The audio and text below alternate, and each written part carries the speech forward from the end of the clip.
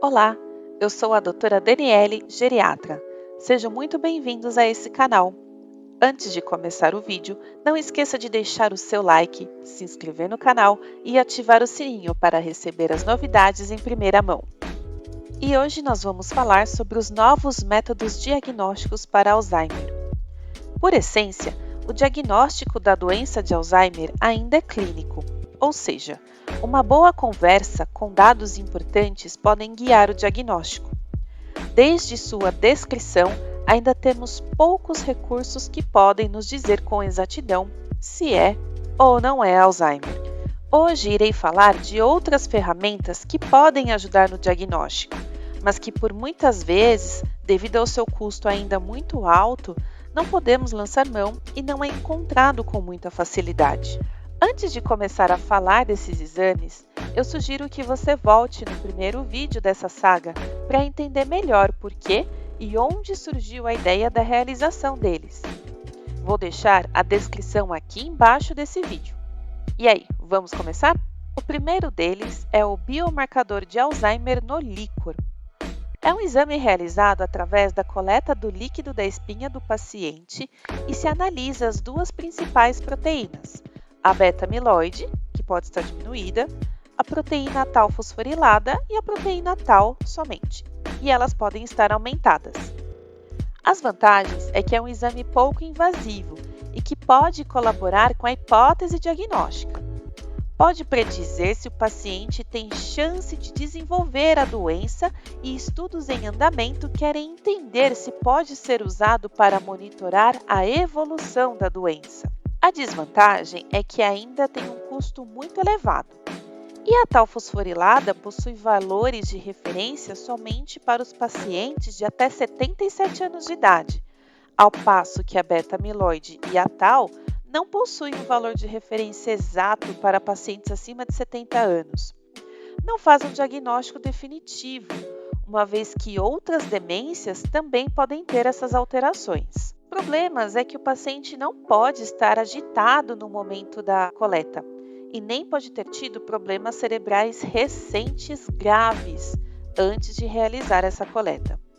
Na prática, acaba sendo indicado quando existe a hipótese de uma apresentação atípica de Alzheimer. Agora vamos falar do biomarcador de Alzheimer no sangue. É realizado através da coleta de sangue, em que se analisa a quantidade de proteína beta-amiloide presente na circulação sanguínea. A vantagem é que é considerado um exame não invasivo, não necessita de grandes preparações para a coleta e pode ser detectado até 20 anos antes do surgimento da doença. A desvantagem é pouco específica, então o fato de encontrar essa proteína na circulação sanguínea não fecha o diagnóstico e também não prevê se o paciente irá desenvolver a doença. E um problema é que durante os estudos não se comprovou que todo paciente com essa proteína encontrada de fato desenvolveu a doença, o que pode gerar alguns abalos emocionais e psicológicos no momento do resultado. Na prática, esse é um exame que ainda está sob estudos, então nós não pedimos com frequência para poder ter o diagnóstico de Alzheimer. Teste genético. Um gene chamado ApoE4 é visto nos pacientes com diagnóstico confirmado de Alzheimer e descobriu-se que pode ter componente genético familiar, ou seja, passado de pai para filho.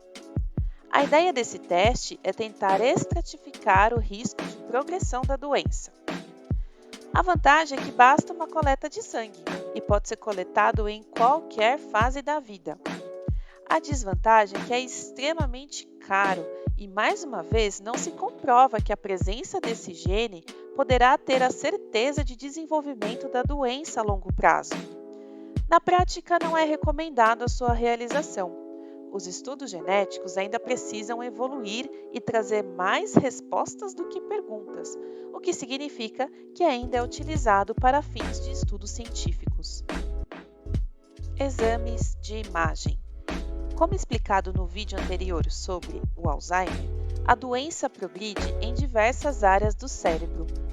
Então é justo se perguntar, É possível ver essas alterações em exames de imagem?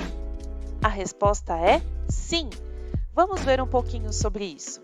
Ressonância nuclear magnética do cérebro. É um exame bem interessante que irá mostrar algumas áreas que podem estar comprometidas pelo Alzheimer, como, por exemplo, o hipocampo. A vantagem é que é um exame de fácil acesso, pode trazer informações para outros diagnósticos diferenciais e é um exame que geralmente não causa dor. Desvantagem: é necessário que o paciente colabore. Não feche o diagnóstico, pois algumas alterações não são específicas do Alzheimer. Na prática, é comum ser solicitado, pois se for encontrado alterações, pode colaborar mais ainda com o diagnóstico e pode excluir outras causas de demência. FDG-PET ou SPECT.